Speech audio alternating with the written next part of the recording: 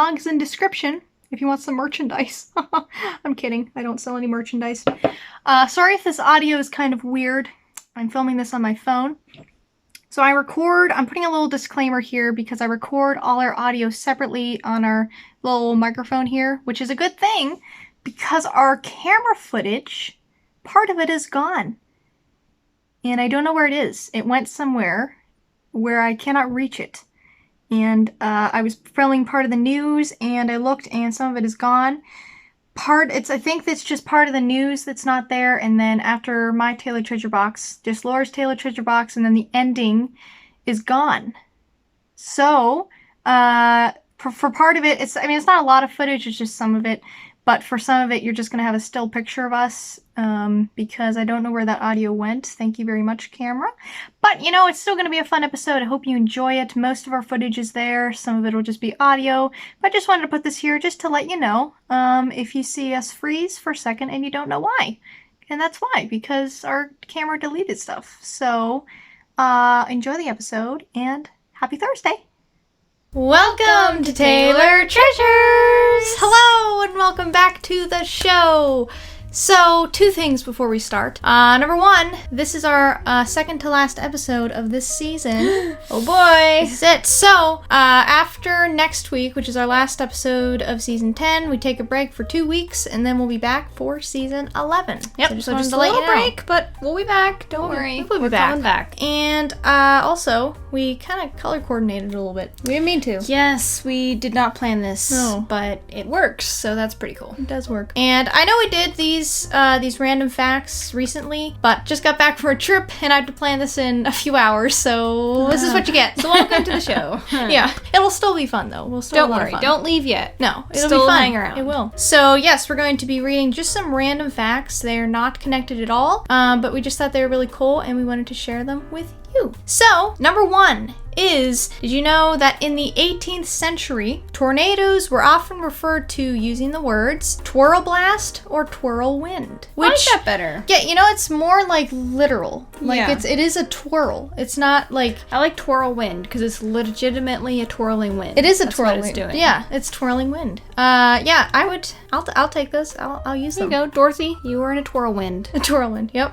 When astronauts leave Earth, they face a range of factors that affect them physically. This includes the intense amount of radiation that they're exposed to. Eek. According to NASA, it's the equivalent of anywhere between 150 and 6,000 chest x-rays. So, You know how much radiation, well, you don't know, but that's a lot for one x-ray. you should know. How No. do you not know that? No. But wow, up to 6,000. That's like, how do you even survive that? That's like a lot of radiation. I don't know. That's a whole lot. But they That's a do whole it. They make it to space and they're okay, so. Yeah. So the next one is desert ants have an internal system, kind of like a pedometer, that keeps track of how many steps they take. According to a new study, the insects seem to rely on this system to find their way back to the nest after foraging. Other insects may have this ability as well.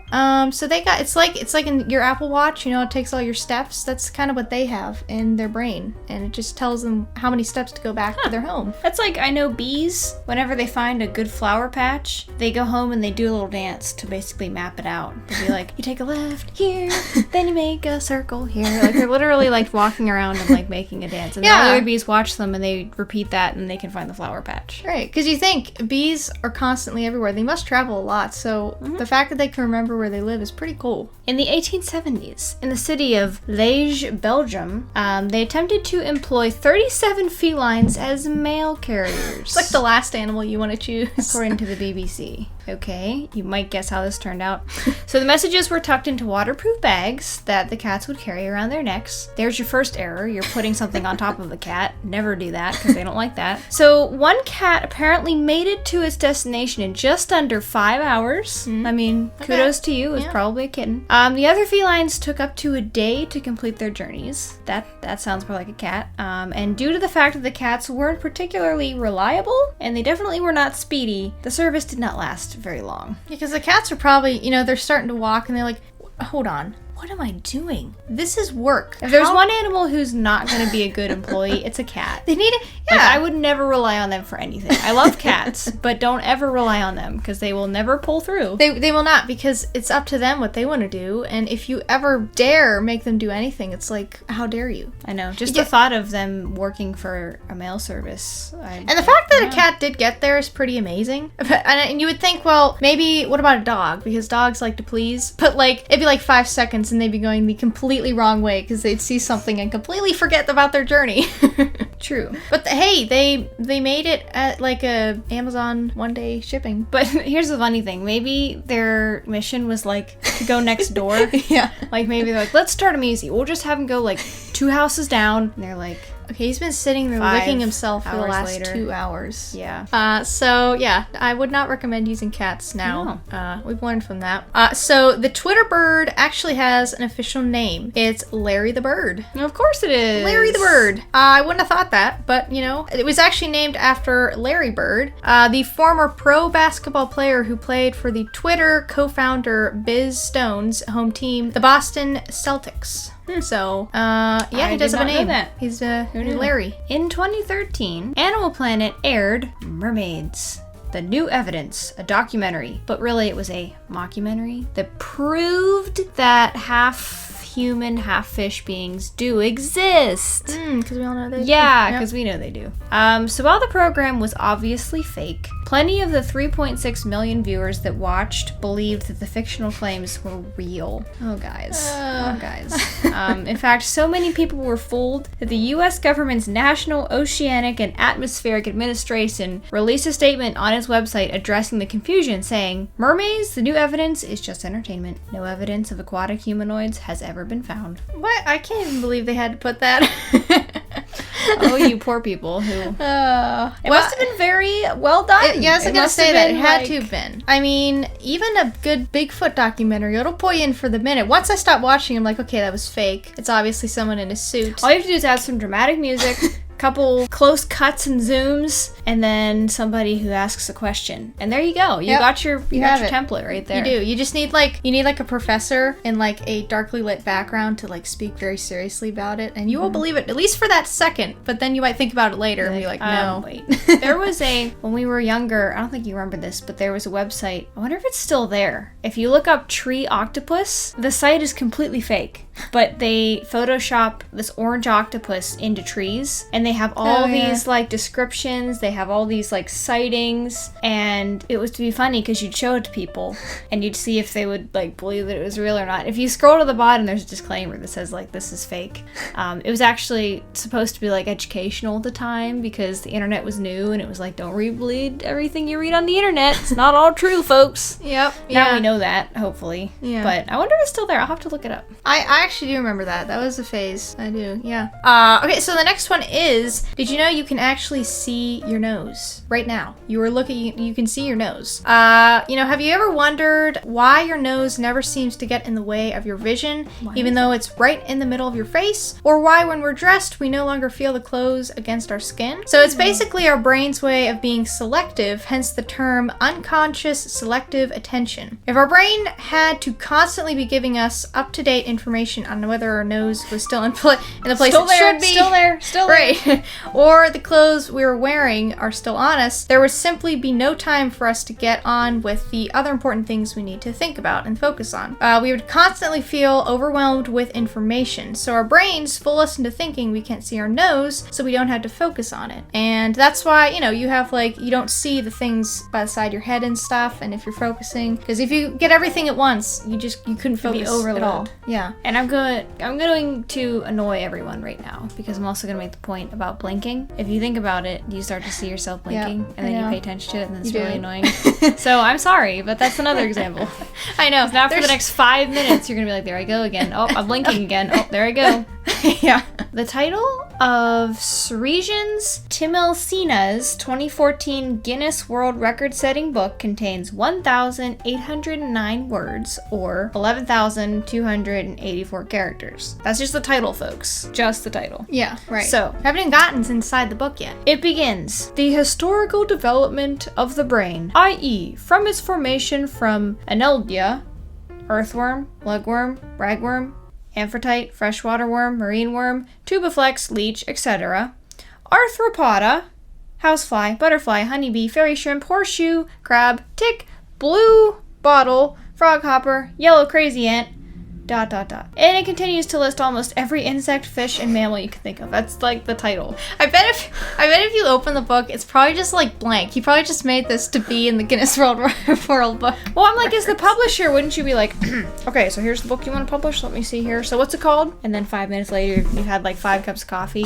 You're like, no, Yeah. this isn't gonna work. Like, somebody should have told him we need to stop. Yeah. It's like there's a woman who was on Oprah as a little girl, and she had the world's longest name. Oh yeah, that And was nuts. yeah, and she was able to say it, but it took her forever to say it. And I think they ended up just calling her like Emily or something, like the beginning of her name. Well, here's the thing. That's my point. Anyone who has like a name, a long name, and they don't use it, that's not your name. Right. Like, your name is whatever you're called. Exactly. Like, it's not, no one's gonna say that entire long name. Yeah. But And it wasn't like I don't think they named her that because they thought it sounded nice. They just did it because they could, and they her wanted mom to see. legitimately said in the interview, I wanted to like be in the Guinness Book of World Yeah. Records, so that's why we did it. And I believe after that happened, it was in California, and a law was passed. Don't quote me on this, but I think that there was a law passed after that happened that it could only be whatever fits on a regular birth certificate. You can't have Which, anything farther. thank goodness. Yeah. Come on, people.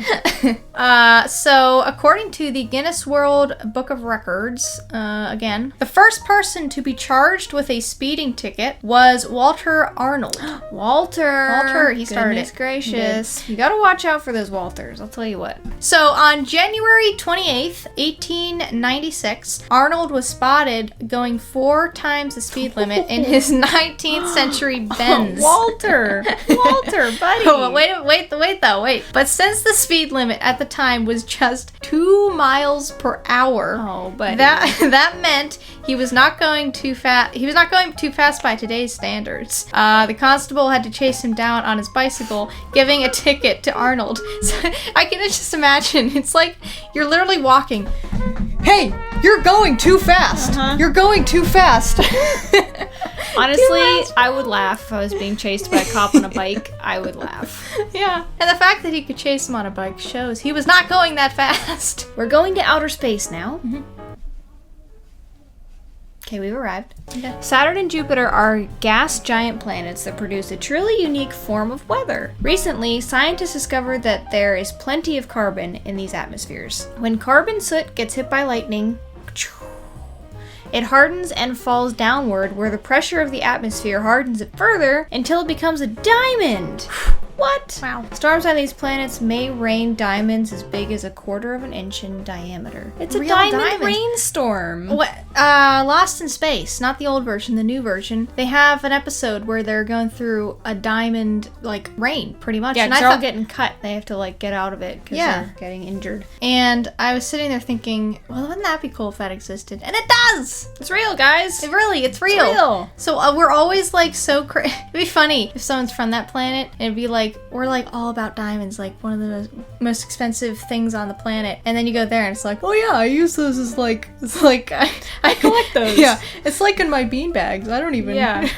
That's too sharp. I don't But know. then, Just trying you to think of know, something. probably to them, like, water would be like, what? And we're like, oh, it rains all the time. Yeah, right. Well, even on Earth that happens, like with birds. I think it's so funny that if we go to a different area of the United States, we're like, look at that bird. Like, we've never seen that bird. Yeah. Everyone would just be like, yeah, it's like a robin. So you may notice that any sweat you produce right after a shower doesn't smell as bad. And that's because your sweat itself isn't that smelly. It's the bacteria on your skin that breaks the sweat down that causes the odor. Additionally, you'll find that the sweat on your arms and legs doesn't smell as bad as your armpits. That's because sweat glands in your armpits produce more protein in the dark and damp environments. Honestly, there's nowhere else that's grosser than armpits, in my opinion. Yeah, They're gross. They are very gross, and they get gross really fast. So yeah, it's not the sweat, it's the bacteria. Canadian actor James Doohan, best known for playing Scotty on the original Star Trek series, served in World War II with the 3rd Canadian Infantry Division. I did not know this. As a commissioned lieutenant, he led his troop up a mine-strewn Juno Beach as part of the Allied forces' D-Day invasion. Later in the day, he was wounded by friendly fire that caused the amputation of his middle finger on his right hand. You might not have noticed it because, during his time on Star Trek, the directors did the best they could to avoid showing the injury on screen.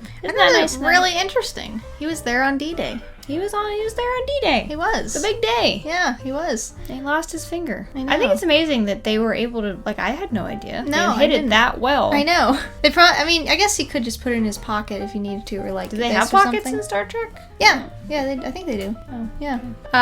Okay, so the next one is pretty funny. So, Napoleon Bonaparte once suffered a defeat at the hands or paws of rabbits. What? After a military victory, Napoleon's chief of staff organized a rabbit hunt to celebrate. Thousands of rabbits were brought in to be set loose, but instead of hopping away when the cages were opened, they turned to attack them, swarming the partygoers. After trying and failing to shoo them away, Napoleon ran for the safety of his carriage. That would be so funny. Okay, now I know. If you ever ask me the question, if you go back in history, where would you go? This is it, folks. I want to go see Napoleon get chased by rabbits. Yeah. This is pretty great. That would be so hysterical. Also, he wasn't short. Did you know that? That's a myth. Yeah, I think he was average for that time, right? Like, everybody was shorter. Well, yeah, I think he was like 5'8" or 5'10" or something. See, I feel like that would actually be tall for that era. Because everybody was short. Or maybe it was lower than that, but I know it was 5 something. Like, he wasn't like 4 feet, as people think he is. Yeah. Was. I don't know. But,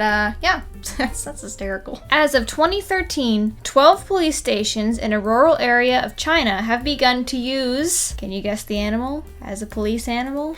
Geese!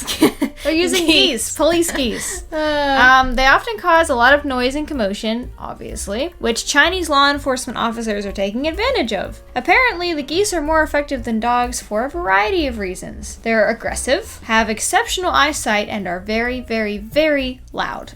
That's true. In one case, some of the crime-fighting geese helped nab a suspect who broke into police headquarters, drugged the police dogs, and then stole a motorbike. The geese apparently fanned their wings and shrieked until the duty officer awoke to apprehend the criminal. I mean, it's a good idea, but I didn't know they could be trained. I mean, you'd think they'd just be loud no matter what. Maybe that's all they need. They just want something loud. Yeah. I don't know. I feel like it would just add to commotion. I feel like geese are just always like causing chaos. I don't know how they would necessarily help. I guess. So, geese, we'll see. Maybe they'll come into the U.S. and we'll have police geese. I don't know. I doubt it.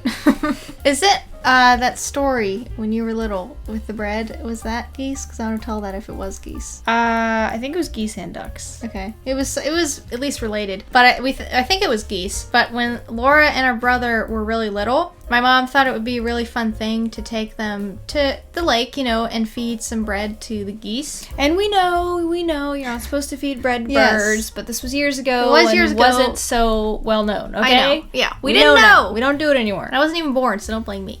So we went, I just said I wasn't born. They went, and they, it's going to be a fun thing. Oh, throw the bread to the geese and watch them eat it. So they get there, and she has the whole bread.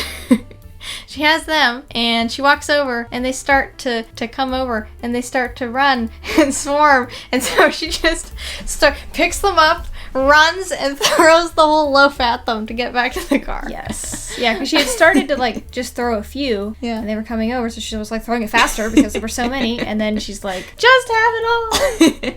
Yeah. Until there was this one old guy on a bench who was just, laughing. It's pretty funny. It would be funny to watch. But that is the end of the facts that we have today. We hope you've enjoyed it. Comment down below what you would like us to do next. And now it is time for the news.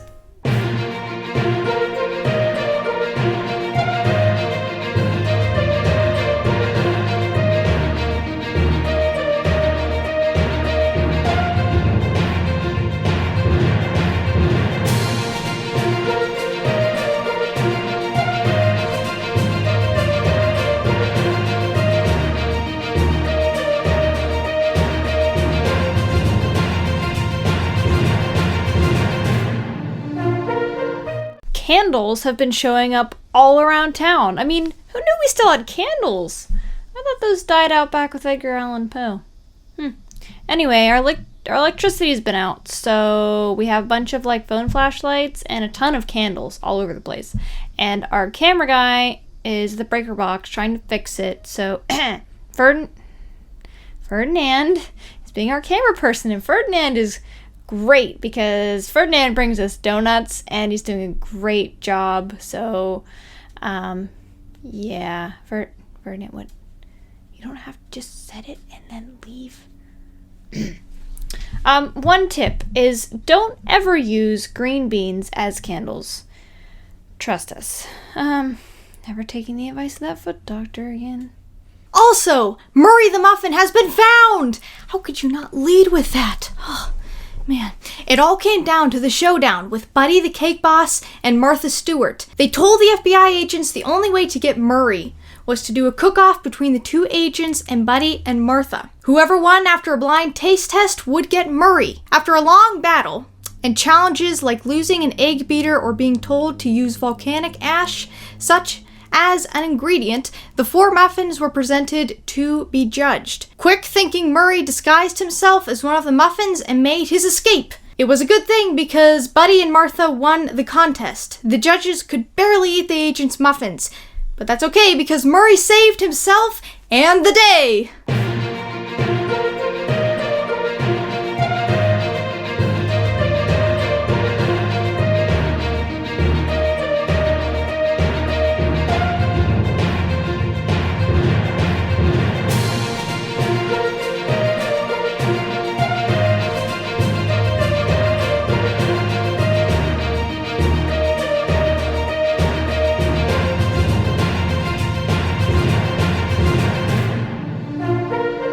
And now it is time for the Taylor Treasure Box.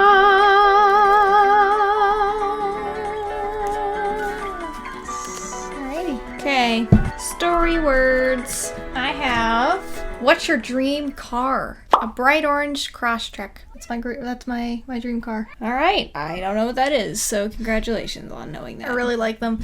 Or really any orange car. Like, not copper. I'm talking bright orange. Like, I love bright orange cars. Like, Mustang.